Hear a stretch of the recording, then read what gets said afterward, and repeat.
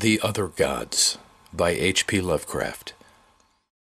Atop the tallest of earth peaks dwell the gods of earth, and suffer no man to tell that he hath looked upon them. Lesser peaks they once inhabited, but ever the men from the plains would scale the slopes of rock and snow, driving the gods to higher and higher mountains, till now only the last remains. When they left their older peaks, they took with them all signs of themselves, save once, it is said, when they left a carven image on the face of the mountain which they call Negronic. But now they have betaken themselves to unknown Kadat, in the cold waste where no man treads, and are grown stern, having no higher peak whereto to flee at the coming of men. They are grown stern, and where once they suffered men to displace them, they now forbid men to come, or coming to depart. It is well for men that they know not of Kadat in the cold waste, else they would seek injudiciously to scale it. Sometimes when earth's gods are homesick, they visit in the still night the peaks where once they dwelt, and weep softly as they try to play in the olden way on remembered slopes. Men have felt the tears of the gods on white-capped Terai, though they have thought it rain, and have heard the sighs of the gods in the plaintive dawn winds of Larion. In cloud ships the gods are wont to travel, and wise cotters have legends that keep them from certain high peaks at night when it is cloudy, for the gods are not lenient as of old. In Ultar, which lies beyond the river Sky, once dwelt an old man, avid to behold the gods of earth. A man deeply learned in the 7 cryptical books of Hassan, and familiar with the Nakadic manuscripts of distant and frozen Lomar. His name was Barzai the Wise, and the villagers tell of how he went up a mountain on the night of the strange eclipse. Barzai knew so much of the gods that he could tell of their comings and goings, and guessed so many of their secrets that he was deemed half a god himself. It was he who wisely advised the burgesses of Ultar when they passed their remarkable law against the slaying of cats, and who first told the young priest Atal where it is that black cats go at midnight on St. John's Eve. Barzai was learned in the lore of earth's gods, and had gained a desire to look upon their faces. He believed that his great secret knowledge of gods could shield him from their wrath, so resolved to go up to the summit of high and rocky Hateg Kla on a night when he knew the gods would be there. Hateg Kla is far in the stony desert beyond Hateg, for which it is named, and rises like a rock statue in a silent temple. Around its peak the mists play always mournfully, for mists are the memories of the gods, and the gods loved Hateg Kla when they dwelt upon it in the old days. Often the gods of earth visit Hateg Kla in their ships of cloud, casting pale vapors over the slopes as they dance reminiscently on the summit under a clear moon. The villagers of Hateg say it is ill to climb Hateg Kla at any time, and deadly to climb it by night when pale vapors hide the summit and the moon. But Barzai heeded them not when he came from neighboring Ultar with the young priest Atal, who was his disciple. Atal was the only son of an innkeeper, and was sometimes afraid, but Barzai's father had been a landgrave who dwelt in an ancient castle, so he had no common superstition in his blood, and only laughed at the fearful cotters. Barzai and Atal went out of Hateg into the stony desert, despite the prayers of peasants, and talked of earth's gods by their campfires at night. Many days they traveled, and from afar saw lofty Hateg Kla with his aureole of mournful mist. On the 13th day they reached the mountain's lonely base, and Atal spoke of his fears. But Barzai was old and learned, and had no fears, so led the way boldly up the slope that no man had scaled since the time of Sansu, who is written of with fright in the moldy Nakadic manuscripts. The way was rocky and made perilous by chasms, cliffs, and falling stones. Later it grew cold and snowy, and Barzai and Atal often slipped and fell as they hewed and plodded upward with staves and axes.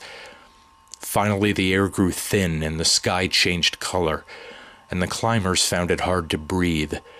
But they still toiled up, and marveling at the strangeness of the scene and thrilling at the thought of what would happen on the summit when the moon was out and the pale vapors spread around. For 3 days they climbed higher, higher and higher toward the roof of the world. Then they camped to wait for the clouding of the moon. For 4 nights no clouds came, and the moon shone down cold through the thin, mournful mists around the silent pinnacle. Then on the 5th night, which was the night of the full moon, Barzai saw some dense clouds far to the north, and stayed up with Atal to watch them draw near. Thick and majestic they sailed, slowly and deliberately onward, ranging themselves round the peak high above the watchers and hiding the moon and the summit from view. For a long hour the watchers gazed, whilst the vapors swirled and the screen of clouds grew thicker and more restless. Barzai was wise in the lore of Earth's gods and listened hard for certain sounds, but Atal felt the chill of the vapors and the awe of the night, and feared much. And when Barzai began to climb higher and beckon eagerly, it was long before Atal would follow. So thick were the vapors that the way was hard, and though Atal followed on at last, he could scarce see the gray shape of Barzai on the dim slope above in the clouded moonlight. Barzai forged very far ahead, and seemed, despite his age, to climb more easily than Atal, fearing not the steepness that began to grow too great for any save a strong and dauntless man, nor pausing at wide black chasms that Atal scarce could leap. And so they went up wildly over rocks and gulfs, slipping and stumbling, and sometimes awed at the vastness and horrible silence of bleak ice pinnacles and mute granite steeps. Very suddenly Barzai went out of Atal's sight, scaling a hideous cliff that seemed to bulge outward and block the path for any climber not inspired of Earth's gods. Atal was far below and planning what he should do when he reached the place, when curiously he noticed that the light had grown strong, as if the cloudless peak and moonlit meeting place of the gods were very near. And as he scrambled on toward the bulging cliff and litten sky, he felt fears more shocking than any he had known before. Then through the high mists he heard the voice of unseen Barzai shouting wildly in delight, I have heard the gods. I have heard Earth's gods singing in revelry on Hathig Kla. The voices of Earth's gods are known to Barzai the prophet. The mists are thin and the moon is bright. Then I shall see the gods dancing wildly on Hathig Kla that they loved in youth. The wisdom of Barzai hath made him greater than Earth's gods, and against his will their spells and barriers are as naught.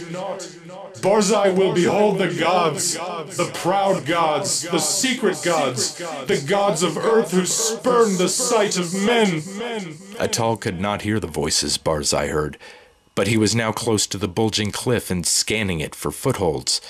Then he heard Barzai's voice grow shriller and louder. The mists are very thin, and the moon casts shadows on the slope. The voices of Earth's gods are high and wild, and they fear the coming of Barzai the Wise, who is greater than they. The moon's light flickers as Earth's gods dance against it. I shall see the dancing forms of the gods that leap and howl in the moonlight. The light is dimmer and the gods are afraid. Whilst Barzai was shouting these things, Atal felt a spectral change in the air, as if the laws of Earth were bowing to greater laws. For though the way was steeper than ever, the upward path was now grown fearsomely easy, and the bulging cliff proved scarce an obstacle when he reached it and slid perilously up its convex face. The light of the moon had strangely failed, and as Atal plunged upward through the mists, he heard Barzai the Wise shrieking in the shadows. The moon is dark, and the gods dance in the night. There is a terror in the sky. There is terror in the sky. For upon the moon hath sunk an eclipse, foretold in no books of men or of Earth's gods. There is unknown magic on Hathig Kla, for the screams of the frightened gods have turned to laughter, and the slopes of ice shoot up endlessly into the black heavens, whither I am plunging. Hey, hey! At last! last, in the dim light I behold the gods of earth. And now Atal, slipping dizzily up over inconceivable steeps, heard in the dark a loathsome laughing, mixed with such a cry as no man else ever heard save in the phlegethon of unrelatable nightmares, a cry wherein reverberated the horror and anguish of a haunted lifetime packed into one atrocious moment. The other gods! The other gods! The gods of the outer hells! That guard the feeble gods of earth! Look away! Go back! Do not see! Do not see! The vengeance of the infinite abysses! That cursed, damnable pit! Merciful gods of earth, I am falling into the sky! I am falling into the sky! Into the sky! And as Atal shut his eyes and stopped his ears and tried to jump downward against the frightful pull from unknown heights, there resounded on Hatigla that terrible peal of thunder which awaked the good cotters of the plains and the honest burgesses of Hatig and Nir and Ultar, and caused them to behold through the clouds that strange eclipse of the moon that no book ever predicted.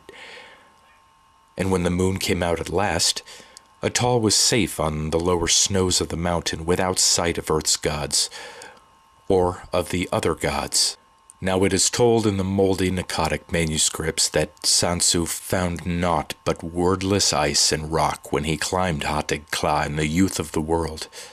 Yet when the men of Ultar and Nir and Hatig crushed their fears and scaled that haunted steep by day in search of Barzai the Wise, they found graven in the naked stone of the summit a curious and cyclopean symbol, 50 cubits wide, as if the rock had been riven by some titanic chisel. And the symbol was like to one that learned men have discerned in those frightful parts of the Akkadic manuscripts which are too ancient to be read. This they found. Barzai the Wise they never found, nor could the holy priest Atal ever be persuaded to pray for his soul's repose.